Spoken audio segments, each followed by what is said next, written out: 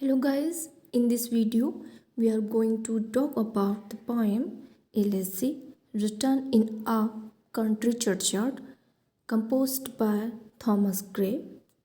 Guys, first of all, introduction to the poem and the author. This famous poem was begun in the year 1742 and finished in 1749. It was written or meditated in the churchyard at Stoke Porges, where her Grace's mother and aunt resided after his father's death. There is, however, little in the poem to localize it. In other words, it could have been inspired by any country churchyard. The feelings and thoughts expressed in this poem are permanent and universal. There is nothing exceptional here. The Gray is the singer of the humble, poor, neglected folk of the village. The poem has a simple philosophy and a calmness of emotion. To what greatness might these villagers have aspired is the poet's theme. Around this, he has built a perfect poem which has become a part of the English language, full of sympathy, sincerity, and simplicity. It is one of the five greatest English elegies. It brought immediate recognition to Gray, but no money. It has returned a higher reputation in literature than any other English poem written between Milton and Wordsworth. So, guys, this is the introduction. Now, the whole poem and its complete paraphrase. First of all, its first stanza. The curfew tolls the knell of parting day.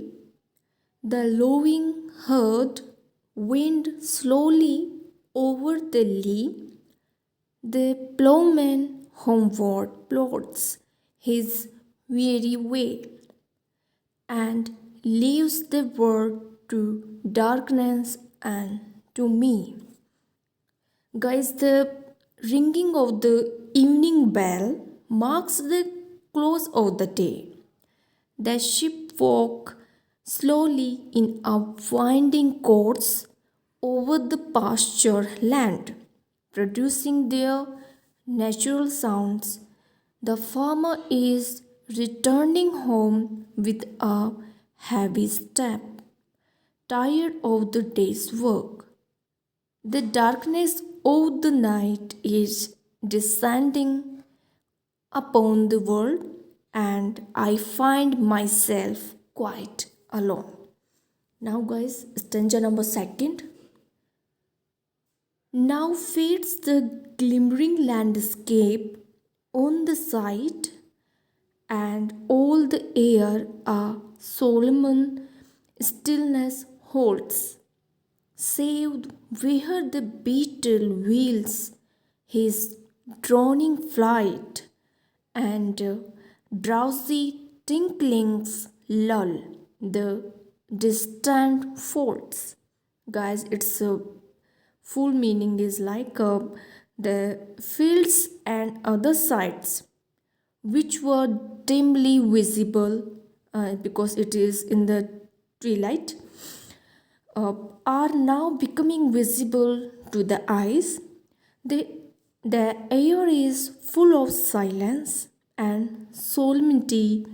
The only audible sounds are the dull humming sound of the beetle, which is flying about in circle, and the tinkling of bells round the necks of sheep who are slowly falling asleep in their distant folds, means enclosures where sheep are kept during the night. Now, guys, stanza number third. Save that from yonder envy, mantled tower, the moping owl does to the moon complain, of such as wandering near her secret bower molests her ancient solitary reign. Guys, in these lines, the poet says that another sound that can be heard in the occasional hooting of the gloomy and lonely owl, which carries whenever it is disturbed by some unfriendly creature, as if the owl were complaining to the moon about undue interference with its privacy in the church tower, where it has always been an undisputed monarch. Guys, now stanza number 4. Beneath those rugged arms that you trace shade, where heaves the turf in many a mouldering heap, each in his narrow cell, forever late, the rude forefathers of the hamlet sleep. Guys, under the elm trees, with their rough trunks and in the shadows of the huge yew tree, that is in the churchyard, are many grass covered graves containing the bodies of the rustic ancestors of this village. Each dead man lies in his narrow grave in eternal sleep, his body turned to dust. Now, guys, stanza number 5. The breezy call of incense breathing morn, the swallow twittering from the straw-built shade, the cock's shrill clarion, or the echoing horn, no more shall rouse them from their lowly bed.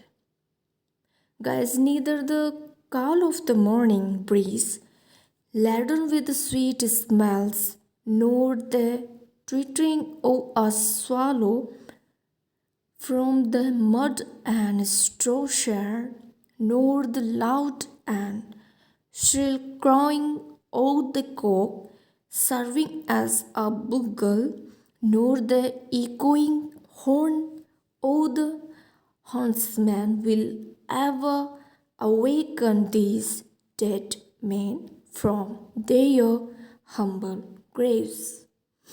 Guys, now next stanza. For them no more the blazing hearth shall burn, or busy housewife ply her evening care. No children run to lisp their sire's return, or climb his knees there and wait kiss to share.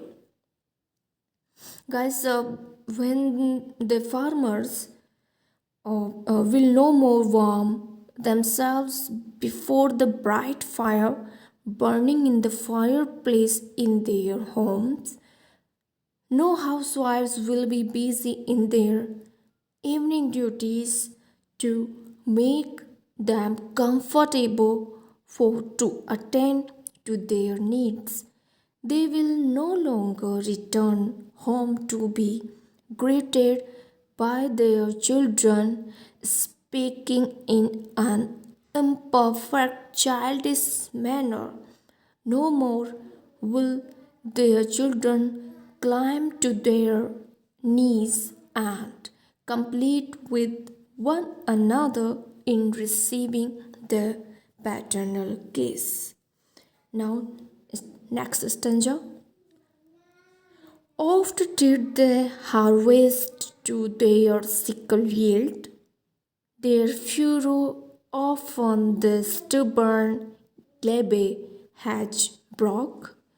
How jocund did they drive their team afield, how bowed the woods beneath their sturdy stalk.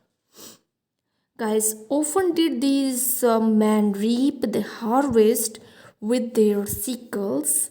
Often did the extremely hard soil yield to their plough, with which they furrowed the earth.